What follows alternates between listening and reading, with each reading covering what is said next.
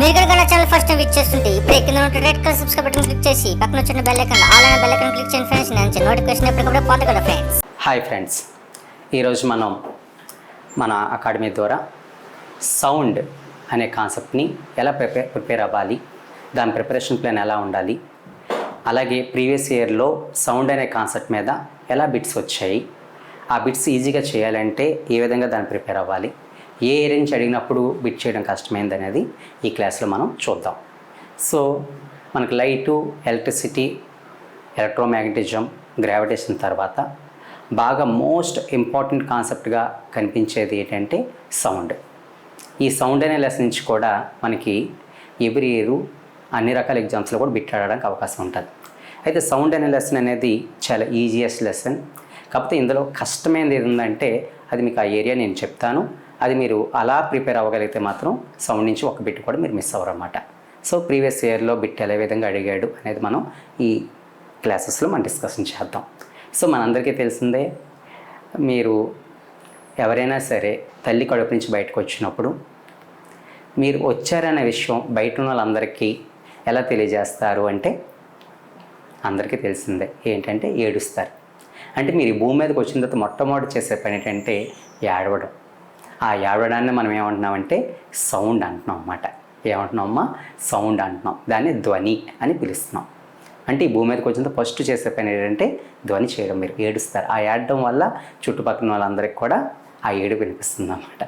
So ఆ ఏడుస్తున్నప్పుడు ఆ ధ్వనిలో ఏ లక్షణాలు ఉంటాయి, ఆ ధ్వని అసలు బయట ఉన్న వాళ్ళకి ఎలా వినబడింది, ఇవన్నీ కూడా మన బిట్ల రూపంలో ఆడడం జరుగుతుందన్నమాట. ఆ ధ్వని లక్షణాలు ఎలా ఉంటాయి, చిన్నపిల్లలు ఏడిస్తే ఎందుకు ఎవరు తట్టుకోలేరు, ఇవన్నీ కూడా మనకి చాలా మోస్ట్ ఇంపార్టెంట్. అలాగే ఈ ధ్వనిని వాడి మనం ఏదైనా పని చేయగలమా అనేసి, అలాగే దానికి అప్లికేషన్స్ ఏముంటాయి, ఈ మోడల్ మీద మనం బిట్లు అనేది ఆడడం జరుగుతుంది. అంటే ఫస్ట్ ధ్వని అనేది ఒక వేవ్ కాబట్టి ఆ వేవ్ ట్రావెల్ చేయాలంటే దానికి ఎటువంటి క్యారెక్టర్స్ ఉండాలి. మీరే ఉన్నారనుకోండి, మీరు నడిచినప్పుడు చూశారు కదా, మీ అడుగుల మధ్య దూరం, సెకండ్కి ఎన్ని అడుగులు వేస్తున్నారు, అడుగుని ఎంత పైకి ఎత్తుతున్నారు, ఇవన్నీ కూడా మనకి మన క్యారెక్టర్లో ఉండే లక్షణాలు. అలాగే వేవ్ దగ్గరికి వచ్చేసరికి కూడా ఏమవుతుందంటే ఆ వేవ్లో మనకి చూసుకుంటే ఈ వేవ్కి మధ్య డిస్టెన్సు, ఈ వేవ్ ఎంత హైట్ ఉంటుంది, నెంబర్ ఆఫ్ వేవ్స్ ఎన్నో వస్తాయి, ఇవి వేవ్ యొక్క క్యారెక్టర్స్. వాటి మీద ఫస్ట్గా అతను దృష్టి పెడుతున్నాను అనమాట, వేవ్ క్యారెక్టర్స్. ఇప్పుడు ఈ వేవ్ క్యారెక్టర్స్ తర్వాత మనకు వచ్చేవి ఏంటంటే సౌండ్ క్యారెక్టర్స్, ధ్వని లక్షణాలు. ఇప్పుడు ధ్వని లక్షణాలు అంటే ఆడవాళ్ళ ధ్వని ఒకలా ఉంటుంది, మగవాళ్ళ ధ్వని ఒకలా ఉంటుంది, కీటకాలు చేసే ధ్వని ఒకలా ఉంటుంది, క్రూరమృగాలు చేసే ధ్వని ఒకలా ఉంటుంది. కొందరు మాట్లాడితే వినసొంపుగా ఉంటుంది, కొందరు మాట్లాడితే వినబుద్ధి వేయదు. అలాగే సంగీత స్వరాలు చూసుకుంటే ఫ్లూట్ నుంచి వచ్చే వాయిస్ ఒకలా ఉంటుంది, వే నుంచి వచ్చే వాయిస్ ఒకలా ఉంటుంది. ఇవన్నీ కూడా ధ్వని లక్షణాలు ఉండే తేడాల వల్ల మనకు వస్తున్నాయి అన్నమాట. సో నెక్స్ట్ అతను దేని మీద దృష్టి పెడతాడంటే ధ్వని లక్షణాల మీద దృష్టి పెడుతున్నాడు. అయితే ఇక్కడ మోస్ట్ ఇంపార్టెంట్ ఏంటంటే ఒక మెరుపు మెరిసిన కొంతసేపటికి ఉరుము అనేది మనకు వినబడుతుంది. అలా ఎందుకు జరుగుతుంది అనే విషయం మనందరికీ తెలిసిందే. ఎందుకంటే ఎవరైనా మనల్ని రీచ్ అవ్వాలంటే పరిగెట్టుకొని రావాలి, అంతే కదా. పరుగుల పందులు చూడండి, పరిగెట్టుకు వస్తారు. ఎవరు వేగంగా పరిగెడితే వాళ్ళు మనల్ని రీచ్ అవుతారు. ఇప్పుడు ధ్వని, కాంతి రెండు కూడా ఎనర్జీసే, రెండు వేవ్స్ రూపంలో వస్తున్నాయి. అయితే లైట్ ఎలక్ట్రోమాగ్నెటిక్ వేవ్ రూపంలో వస్తుంది, సౌండ్ అనేది మెకానికల్ వేవ్ రూపంలో వస్తుంది. అంటే కాంతి విద్యుత్ అయస్కాంత రూపంలో వస్తుంది, విద్యుత్ అయస్కాంత రూపంలో వస్తుంది. ధ్వని అనేది యాంత్రిక శక్తి రూపంలో వస్తుంది, యాంత్రిక శక్తి. అందుచేత కాంతి వేగం అనేది సెకండ్కి 3 లక్షల కిలోమీటర్లు. ధ్వని వేగం అనేది ఇంతని ఖచ్చితంగా మనం చెప్పలేం, ఎందుకంటే అది ఉష్ణోగ్రతపై ఆధారపడుతుంది, ఓకేనా, సాంద్రతపై ఆధారపడుతుంది, ఓకేనమ్మా. అలాగే గాలిలో ఉండే తేమపై ఆధారపడుతుంది. కానీ దేనిపై ఆధారపడదు అంటే గాలి పీడనం మీద మాత్రం ఆధారపడదు. సో ఇటువంటి లక్షణాలన్నీ ఉన్నాయి కాబట్టి ముఖ్యంగా ఎక్కువ మంది లాస్ట్ టైం బిట్ ఎక్కడ చేయలేకపోయారంటే ధ్వని వేగం అనే కాన్సెప్ట్ వచ్చినప్పుడు చేయలేకపోయారన్నమాట. అయితే ఆ ధ్వని వేగాలు అనేవి ఒక్కొక్క యానకులు ఒకలా ఉంటాయి అన్నమాట. అవన్నీ కూడా మీకు ఒక టేబుల్గా ఇవ్వడం జరిగింది ఎన్సీఆర్ టెక్స్ట్ బుక్లో, దాని నుంచి అడగడం జరిగింది. అంటే ఎన్సీఆర్ టెక్స్ట్ బుక్లో ఉన్న ఆ ధ్వని వేగం యొక్క వాల్యూస్ అని మీరు కంఠస్థ పెట్టిస్తే ఏ ఎగ్జామ్కి వెళ్ళినా సరే ధ్వని వేగం మీద బిట్ మీరు అనేది చేయగలుగుతారు. నెక్స్ట్ మనకి వచ్చిన విషయం ఏంటంటే ధ్వని లక్షణాల్లో ప్రతిధ్వని అనేది అడగడం జరుగుతుంది, తర్వాత ప్రతినాదం అనేది అడగడం జరుగుతుంది. తర్వాత ఏంటంటే ఈ ప్రతినాదం అనే కాన్సెప్ట్ మీద మనం బేస్ అయ్యి వచ్చేవి ఏంటంటే ఎకోస్. ముఖ్యంగా గబ్బిలాలు అనేవి రాత్రిపూట ఆ ఎక్కువ సహాయంతో ప్రయాణిస్తూ ఉంటాయి. మరి ఆ గబ్బిలాలు ప్రయాణం చేసినప్పుడు వచ్చే శబ్దాలు మనం వినలేము. ఎందుకంటే అవి మనం వినే ధ్వని పౌనఃపున్యం కంటే ఎక్కువ ఉంటాయి. వాటిని అతి ధ్వనులు అంటారు, అంటే అల్ట్రాసోనిక్ సౌండ్స్ అంటారన్నమాట. ఈరోజు అల్ట్రాసోనిక్ సెన్సార్స్ వచ్చేస్తాయి, అవి రకరకాలుగా యూజ్ అవుతున్నాయి టెక్నాలజీలు అన్నమాట. ఈ అల్ట్రాసోనిక్ సౌండ్స్ అనేవి ఎన్నో ఉపయోగాలు కలిగి ఉన్నాయి. సో నెక్స్ట్ కాన్సెప్ట్ అతను ఏం చేశాడంటే ఈ అల్ట్రాసోనిక్ సౌండ్స్ మీద అడుగుతున్నాడు. కాబట్టి అల్ట్రాసోనిక్ సౌండ్స్ యొక్క యూజెస్ అనేది మీరు చదువుకోవాలి. ఈ విధంగా సౌండ్ కానీ మీరు చదువుకోగలిగితే ఒక్క బిట్ కూడా మీకు మిస్ అవుతుంది అన్నమాట. ఇప్పుడు కొన్ని ప్రీవియస్ ఇయర్లో ఎన్సీఆర్టీ సిలబస్లో ఏ విధంగా బిట్ వచ్చింది అనేది ఈ వీడియోలో మనం చక్కగా తెలుసుకుందాం. చూసారు కదా ఇక్కడ, if the temperature increases the speed of the sound. చూసుకోండి, టెంపరేచర్ పెరిగితే ధ్వని యొక్క వేగం ఏమవుతుందని అడిగాడనమాట. దానికి ఎన్సీఆర్ టెక్స్ట్ బుక్లో ఇచ్చిన వాల్యూస్ ఒకసారి చూడండి, క్లియర్గా ఇచ్చాడనమాట. The speed of the sound in air 331 metre per second at 0 degree centigrade. చూడండి, 0 డిగ్రీ సెంటిగ్రేడ్ వద్దంట సౌండ్ స్పీడ్ ఎంత ఇచ్చాడు, 331. ఇది డైరెక్ట్ మీరు గుర్తుంచుకోవాలి, ఎందుకంటే డైరెక్ట్గా అడిగేస్తున్నాడు what the speed of the sound at 0 degree centigrade. 0 degree centigrade వద్ద ధ్వని వేగం గాలిలో ఎంత అంటే 331. డైరెక్ట్ బిట్ అన్నమాట. అదే 22 degree centigrade 344 metre per second. 22 degree centigrade వద్దంట ఎంత ఉంటుందంటే 344 మీటర్ పర్ సెకండ్ అంట. చూసుకుని ఎంత ఖచ్చితంగా ఇచ్చాడు మనకి. అంటే 0 డిగ్రీస్లో 331 వచ్చింది, 22 దగ్గర 344 మీటర్ పర్ సెకండ్ వచ్చింది. అదే 25 దగ్గర ఎంత వస్తుందంటే 346 మీటర్ పర్ సెకండ్. ఈ 3 వాల్యూస్ దట్ మనం ఏం కంక్లూడ్ చేయొచ్చు అంటే, ఈ 3 వాల్యూస్ చూసి మనం ఏం చెప్పొచ్చు అంటే 0 డిగ్రీస్ వద్ద ఏమో సెకండ్కి 331 మీటర్లు వెళ్తుంది, 22 డిగ్రీల వద్ద 344 మీటర్లు వెళ్తుంది, 25 డిగ్రీల వద్ద 346 మీటర్లు వెళ్తుంది. అంటే ఇక్కడ ఏమవుతుంది మనకి చూసుకుంటే ఒకసారి, టెంపరేచర్ పెరుగుతుంటే ధ్వని వేగం అనేది పెరుగుతుంటుంది అన్నమాట. అంటే శీతాకాలం వేసవికాలంలో చూసుకుంటే టెంపరేచర్ వేసవికాలంలో ఎక్కువ ఉంటుంది, అంటే వేసవికాలంలో ధ్వని అనేది చాలా వేగంగా ప్రయాణిస్తుంది శీతాకాలంతో కంపేర్ చేస్తే. సో ఆ విధంగా కూడా మనకి బిట్ అనేది అడగచ్చు అన్నమాట. ఏ కాలంలో ధ్వని వేగంగా ప్రయాణిస్తుంది అంటే మిట్ట మధ్యాహ్నం పూట చూసుకుంటే వేసవి కాలంలో ధ్వని అనేది వేగంగా ప్రయాణిస్తుంది. కారణం ఏంటంటే వేసవి కాలంలో గాలి యొక్క ఉష్ణోగ్రత ఎక్కువగా ఉంటుంది, శీతాకాలంలో గాలి యొక్క ఉష్ణోగ్రత తక్కువ ఉంటుంది అన్నమాట. ఓకేనమ్మా. సో ఈ విధంగా మనం చెప్పొచ్చు. అలాగే ఒక ఏసీ గదిలో ధ్వని వేగం ప్రయాణిస్తుందా, మామూలుగా ఉండే గదిలో, ఏసీ లేని గదిలో ధ్వని వేగం ప్రయాణిస్తుంది అంటే మనకి మామూలుగా ఉండే గదిలో ధ్వని అనేది వేగంగా ప్రయాణిస్తుంది, అంటే ఏసీ గదిలో టెంపరేచర్ అనేది తక్కువగా ఉంటుంది కాబట్టి ఈ విధంగా మనకి అప్లికేషన్ అనేది అడగచ్చు. సో ఇప్పుడు మనం చూసుకుంటే ఉష్ణోగ్రత పెరిగితే ధ్వని వేగం ఏమవుతుంది అన్నాడు. సో ఏమవుతుందమ్మా, పెరుగుతుంది, ఇంక్రీజ్. సో ఈ డిస్కషన్ బట్టి మీరు ఏం చెప్పొచ్చు అంటే ఉష్ణోగ్రత పెరిగితే ధ్వని వేగం అనేది పెరుగుతుంది అన్నమాట. And the speed of the sound is directly proportional to the temperature of the gas. Temperature of the gas అంటే గాలి ఉష్ణోగ్రత కానీ పెరిగితే గాలిలో ధ్వని వేగం పెరుగుతుంది. దానికి కారణం ఏంటంటే ఇప్పుడు చూసుకోండి, ఎప్పుడైనా ఒక అన్నం ఉడికేటప్పుడు మనం నీటిని బిందెలు వేస్తాం. సో నీరు స్టార్టింగ్లో ఉండేటప్పుడు మరగలేనప్పుడు మనకి ఎటువంటి శబ్దం రాదు. అది మరిగింది అనుకోండి, చూడండి విపరీతమైన శబ్దం వస్తుంది. ఏంటి ఇంత సౌండ్ వస్తుంది అనుకుంటాం. ఎందుకు వస్తుందంటే మరిగినప్పుడు ఏమవుతుందంటే కణాలు చాలా ఫాస్ట్గా కదులుతాయి, అవి ఈ గోడలు టప్ప టప్ప టప్ప టప్ప గుద్దుతుంటాయి అన్నమాట. ఎప్పుడైతే మరిగిన తర్వాత అంటే మరిగిన తర్వాత అణువులు వచ్చి ఏం చేస్తాయి, దీన్ని గట్టిగా గుద్దుతుంటాయి. ఆ వైబ్రేషన్స్ వల్ల ఏమవుతుందంటే ఆ పాత్ర మనకు శబ్దం చేస్తుంటుంది. దాంతో ఎప్పుడైనా సరే నీళ్ళు మీరు పొయ్యి పెట్టి మర్చిపోయినా ఆ శబ్దం బట్టి నీళ్ళు మరిపోయి అని చెప్పేసి వెళ్ళిపోవచ్చు, వెళ్ళి ఆపుతుంటారు. చూసుకోండి ఒకసారి. ఓకేనా, ఎందుకంటే ఆ అణువులు అలా శబ్దం చేస్తాయి. అంటే అణువులు ఎప్పుడు శబ్దం చేస్తున్నాయి, ఉష్ణోగ్రత పెరిగితే. అంటే ఉష్ణోగ్రత పెరిగితే అణువులు ఏం చేస్తాయి, చాలా వేగంగా కదులుతాయి. అలా వేగంగా కదులుతాయి కాబట్టి ధ్వని కూడా ఏం చేస్తుంది, వేగంగా ప్రయాణిస్తుంది. ఓకేనమ్మా, నెక్స్ట్ బిట్కి వెళ్దాం.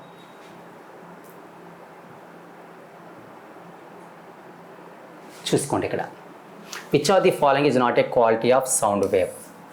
ఓకేనా, సౌండ్ వేవ్కి క్వాలిటీ కాందేదని అడిగాడు అనమాట. అంటే ధ్వని తరంగం యొక్క క్వాలిటీ కాందేటి, దాని యొక్క లక్షణం కాందేదని అడిగాడు. క్లియర్గా టెక్స్ట్ బుక్లు ఇచ్చాడు చూసుకోండి. ఫ్రీక్వెన్సీ అంటే పౌనఃపున్యం, యాంప్లిట్యూడ్ అంటే కంపన పరిమితి, స్పీడ్ అంటే వేగం. అంటే క్లియర్గా టెక్స్ట్ బుక్లో అతను ఇవ్వడం ఏం జరిగిందంటే ఒకటి పౌనఃపున్యం ఇచ్చాడమ్మా, పౌనఃపున్యం, దీనే ఫ్రీక్వెన్సీ అంటాం అన్నమాట. రెండు ఏమిచ్చాడు మనకి, కంపన పరిమితి అంటే యాంప్లిట్యూడ్,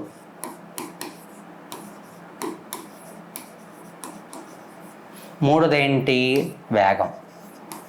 ఈ మూడు కూడా క్లియర్ ఇచ్చాడు. Characters of sound wave, characters of sound క్లియర్గా ఇచ్చాడు. సో అదే బిట్ ఇక్కడ ఇచ్చామట.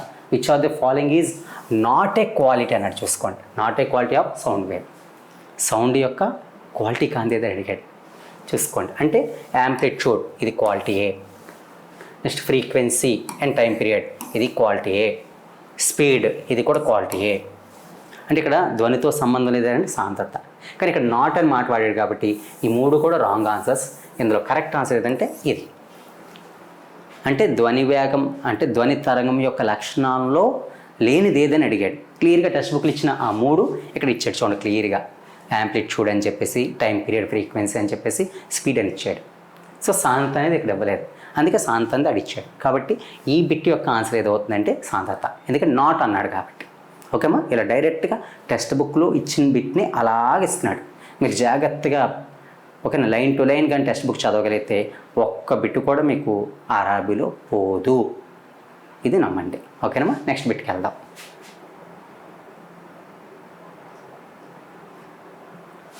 ఇక్కడ బిట్ చూడండి.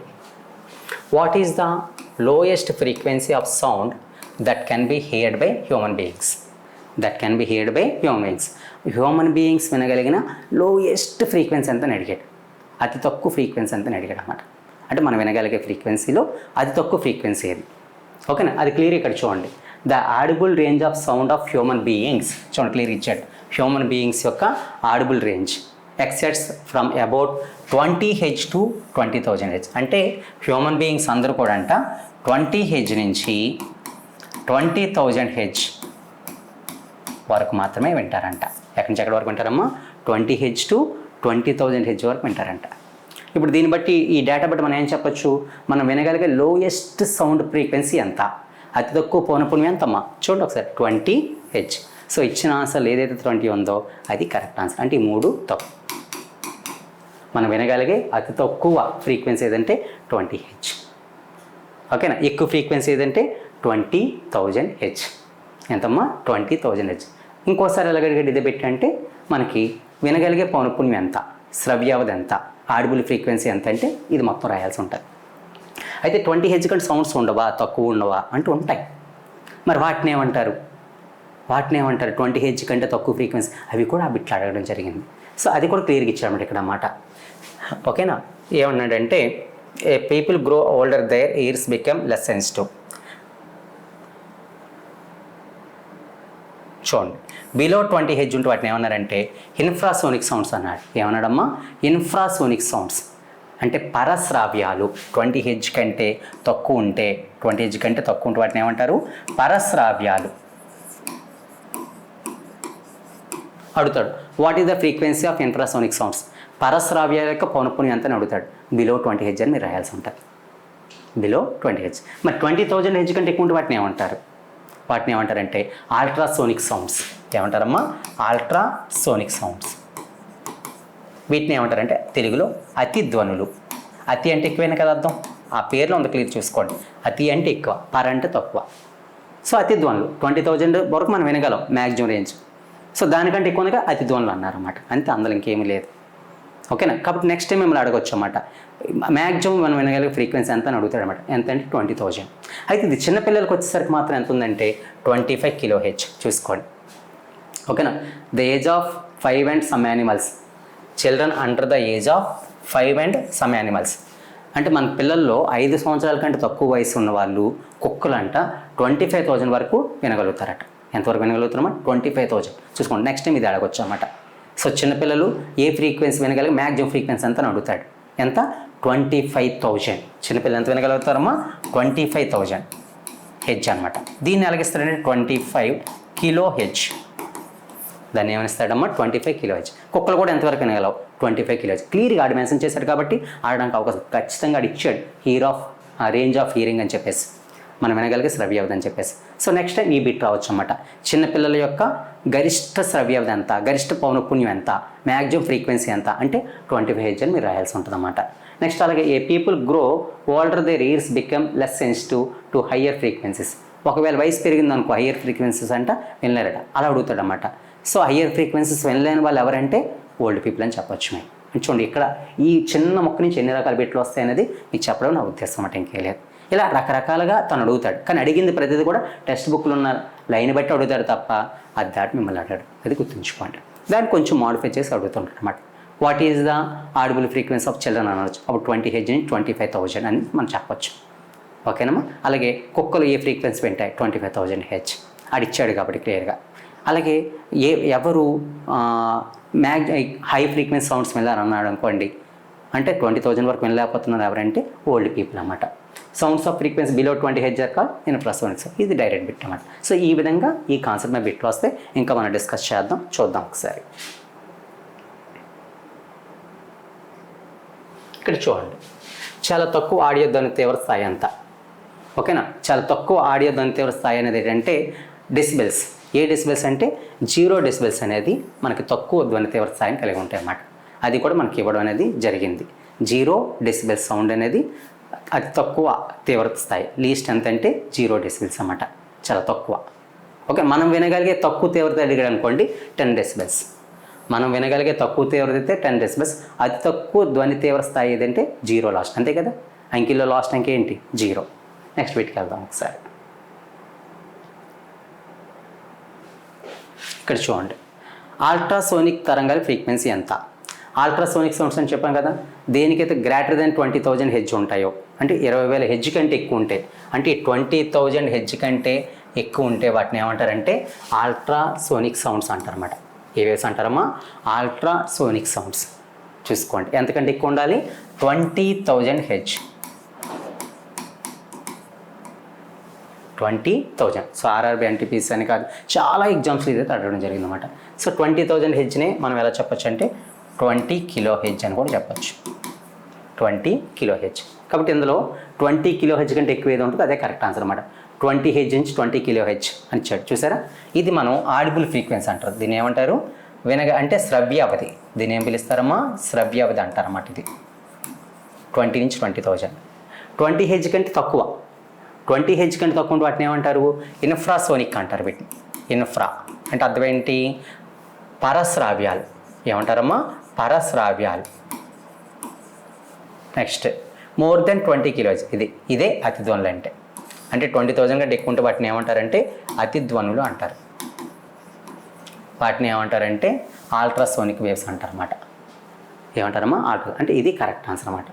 Next no band with define, ఇది తప్పులండి. సో ఇక్కడ కరెక్ట్ ఆన్సర్ ఏదంటే మోర్ దెన్ 20 kHz. వాటిని ఏమంటారంటే అతిధ్వనులు లేదా అల్ట్రాసోనిక్ సౌండ్స్ అంటారు. నెక్స్ట్ బిట్లోకి వెళ్దాం.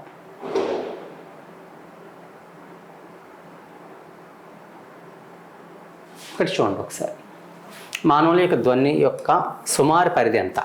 సో అదేగా చెప్పుకుంటున్నాం, మానవుల యొక్క చూడండి ఎన్ని షిఫ్ట్లు అడిగాడు. RRB group D, RRB group D, RRB group D, RRB group D, JE మెయిన్స్లో అడిగాడు, నెక్స్ట్ ఏఎల్పీలు అడిగాడు. ఎన్ని చోట్ల అడుగుతున్నాడు చూసుకోండి. అంటే ఈ బిట్ ఎంత వాల్యుబులో, ఎంత ఇంపార్టెంట్ బిట్టో క్లియర్ చూసుకోండి. 20 Hz to 20,000 Hz ఎంత ఇంపార్టెంట్, కాకపోతే అన్నిసార్లు అడుగుతాడు చెప్పండి ఒకసారి. అంటే మనం వినే శ్రవ్య అన్నమాట. ఇందులో ఏముంది, రెండు కూడా ఏమున్నాయి, 20లో ఉన్నాయి. ఇలా గుర్తుంచుకోండి, 20 Hz మళ్ళీ 20 kHz, అంతే. సేమ్ నెంబర్ గుర్తుంచుకోండి, ప్రాబ్లం లేదు. పక్కనకైతే ఇక్కడ K అనేది గుర్తుంచుకోండి. ఇది మనం వినే శ్రవ్య అనమాట. సో ఇందులో ఎక్కడ ఉందో చూసుకోండి. ఓకేనా, 20 అన్ని చోట్ల ఉంది. ఓకే, 20 kHz లేదా 20,000 Hz ఎక్కడ ఉందో చూసుకోండి. 20,000 4 సున్నాలు ఉంటాయి కాబట్టి ఇది కరెక్ట్ ఆన్సర్. అంటే ఎంత ఇంపార్టెంట్ బిట్టో చూసుకోండి ధ్వనిలో. ఓకేనా, 20 Hz to 20,000 Hz, ఆ 20 Hz to 20 kHz, 20 kHz.